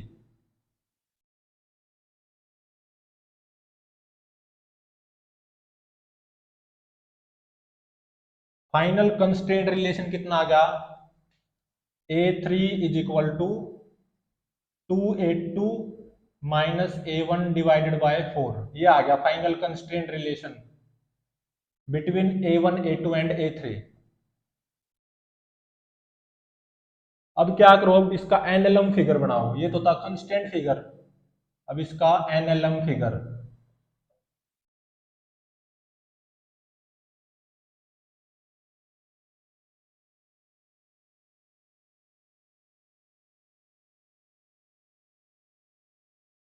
चार केजी का ब्लॉक और फिर 2 केजी का ब्लॉक और फिर 3 केजी का ब्लॉक और यहाँ पे ग्राउंड से कनेक्टेड है। 4 2 3। पहले तो mg फोर्स लगा दो तीनों ब्लॉक्स पे। mg कितना आएगा, 30 न्यूटन। यहाँ पे mg 20 न्यूटन, यहाँ पे mg 40 न्यूटन। अब मैंने ऐसा मान लिया इस रस्सी में टेंशन क्या है, T। तो ये रस्सी इस ग्राउंड के इस पॉइंट पे ऊपर की तरफ T टेंशन फोर्स लगा रही होगी और यही रस्सी इस मूवेबल पुली पे नीचे की तरफ T टेंशन फोर्स लगा रही होगी। और क्योंकि ये आइडियल पुली क्या स्मूथ होती है ना, तो इस तरफ और इस तरफ दोनों तरफ टेंशन सेम आएगी, तो इस रस्सी में टेंशन भी क्या आएगी, T ही आएगी। तो ये रस्सी इस आइडियल पुली पे नीचे की तरफ T टेंशन फोर्स लगा रही होगी और यही रस्सी इस 3 केजी ब्लॉक पे ऊपर की तरफ T टेंशन फोर्स लगा रही होगी। और क्योंकि आइडियल पुली चाहे स्टेशनरी हो चाहे एक्सलेटेड हो, आइडियल पुली मासलेस होती है, तो उसके ऊपर नेट फोर्स 0 आना चाहिए। तो इस आइडियल पुली पे mg फोर्स तो आ नहीं सकता क्योंकि आइडियल पुली का मास 0 होता है। आइडियल पुली पे नेट फोर्स हमेशा 0 होना चाहिए। T और T 2T आ गए नीचे की तरफ, तो इसका मतलब इस रस्सी में टेंशन कितनी होगी, 2T। मतलब ये रस्सी इस आइडियल पुली पे ऊपर की तरफ 2T फोर्स लगा रही होगी, टेंशन फोर्स। और यही रस्सी इस आइडियल पुली पे नीचे की तरफ 2T टेंशन फोर्स लगा रही होगी। और क्योंकि ये आइडियल पुली स्मूथ है, तो रस्सी के इस पोर्शन में जितनी टेंशन होगी इस पोर्शन में भी उतनी होगी। तो इसमें 2T टेंशन है तो इसमें भी 2T होगी। तो ये रस्सी इस आइडियल पुली पे नीचे की तरफ 2T टेंशन फोर्स लगा रही होगी। तो ये रस्सी इस 2 केजी ब्लॉक पे ऊपर की तरफ 2T टेंशन फोर्स लगा रही होगी। और क्योंकि आइडियल पुली मासलेस होती है, इसका mg फोर्स तो आएगा नहीं कुछ, आइडियल पुली का mg फोर्स तो कुछ आएगा ही नहीं, 0 आएगा क्योंकि ये मासलेस है। तो नेट फोर्स आइडियल पुली पे हमेशा 0 होता है। तो 2T और 2T 4T आ गया नीचे की तरफ, तो इसका मतलब इस रस्सी में टेंशन कितनी होगी, 4T। तो ये रस्सी इस आइडियल पुली के ऊपर ऊपर की तरफ 4T टेंशन फोर्स लगा रही है और यही रस्सी इस स्टेशनरी पुली पे नीचे की तरफ 4T टेंशन फोर्स लगा रही है। ये क्या है, स्टेशनरी आइडियल पुली। और आइडियल पुली स्मूथ होती है, तो रस्सी के इस पोर्शन में जितनी टेंशन होगी इस पोर्शन में भी उतनी टेंशन होगी। इस पोर्शन में 4T टेंशन है तो इस पोर्शन में भी 4T टेंशन होगी। तो ये रस्सी इस आइडियल पुली पे नीचे की तरफ 4T टेंशन फोर्स लगाएगी और यही रस्सी इस 4 केजी ब्लॉक पे ऊपर की तरफ 4T टेंशन फोर्स लगाएगी। और क्योंकि ये स्टेशनरी आइडियल पुली है, मासलेस है, तो इसके ऊपर नेट फोर्स 0 होना चाहिए। 4T और 4T 8T आ गया नीचे की तरफ, तो इसका मतलब इस रस्सी में टेंशन कितनी आएगी, 8T। तो ये रस्सी इस स्टेशनरी आइडियल पुली के ऊपर की तरफ 8T टेंशन फोर्स लगा रही होगी और यही रस्सी इस छत के इस पॉइंट पे नीचे की तरफ 8T टेंशन फोर्स लगा रही होगी। 3 kg ब्लॉक का एक्सेलरेशन मैंने नीचे की तरफ A1 माना था, 2 kg ब्लॉक का एक्सेलरेशन ऊपर की तरफ A2, 4 kg ब्लॉक का एक्सेलरेशन नीचे की तरफ A3, और A3 की वैल्यू कितनी आई, 2A2 माइनस A1/4। तो 3 kg ब्लॉक पे Newton second law of motion apply कर दो। एक्सेलरेशन 3 kg ब्लॉक का नीचे की तरफ है ना A1, तो नेट फोर्स भी नीचे की तरफ आएगा, कितना आएगा, 30 minus T is equal to mass 3 acceleration A1। तो फर्स्ट इक्वेशन तो ये आ गई। सेकंड इक्वेशन, 2 kg ब्लॉक पे Newton second law of motion apply करो। 2 kg ब्लॉक का एक्सेलरेशन ऊपर की तरफ A2 है, तो नेट फोर्स ऊपर की तरफ आएगा, कितना, 2t माइनस 20, मास 2 एक्सेलरेशन A2। ये सेकंड इक्वेशन। अब 4 kg ब्लॉक पे Newton second law of motion apply करो। 4 kg ब्लॉक का एक्सेलरेशन नीचे की तरफ मानना है A3, तो 4 kg ब्लॉक पे नेट फोर्स नीचे की तरफ आएगा, और वो कितना आएगा, 40 minus 4t is equal to mass 4 kg acceleration A3, और A3 की वैल्यू कितनी निकल के आई है, 2A2 minus A1 divided by 4, तो 4 से 4 कैंसल, तो थर्ड इक्वेशन ये आ गई। यहाँ पे देखो कितने अननोन है, TA1 A2, और तीन ही इक्वेशन है। इनको जब आप सोल्व करोगे, सोल्विंग 1, 2, 3 इक्वेशंस, कैसे सोल्व करनी है, यहां से A1 की value in terms of t निकालोगे, यहाँ पे A2 की value in terms of t निकालोगे, और वो A1 A2 की values in terms of t third equation में पुट कर देना, तो ये थर्ड इक्वेशन पूरी t में बन जाएगी। तो टेंशन की वैल्यू आएगी फिर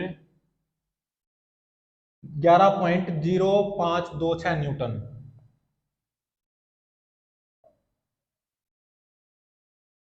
और फिर टेंशन की ये वैल्यू आ गई, तो फर्स्ट इक्वेशन में पुट कर देना, तो A1 की वैल्यू आएगी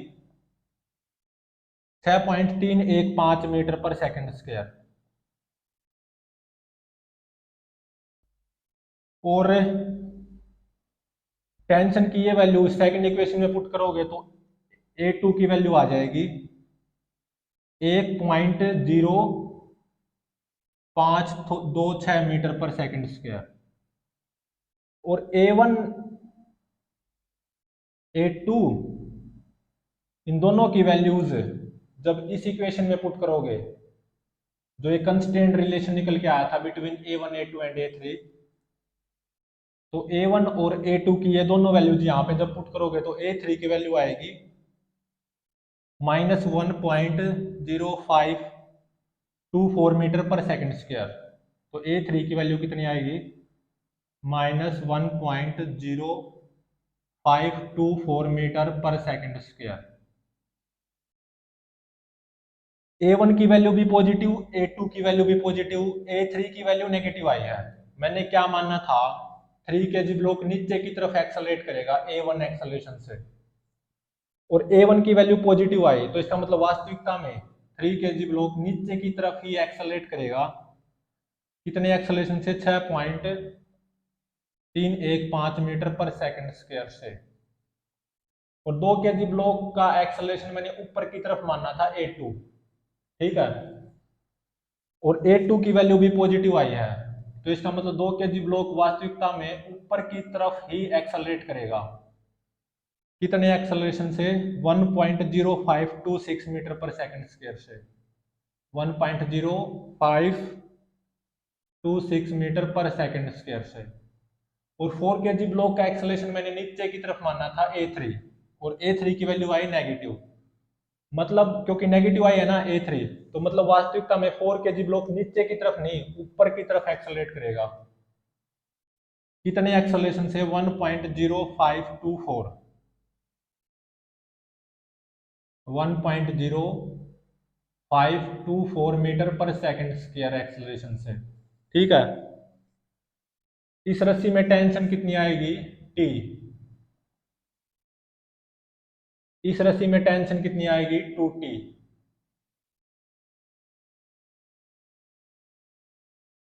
और इस रस्सी में टेंशन कितनी आएगी, 4T।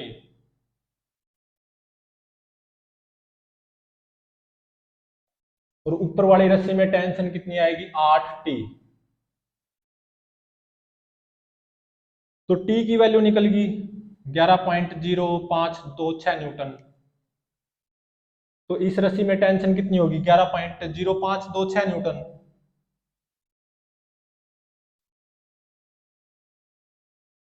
तो इस रस्सी में टेंशन कितनी होगी 2T।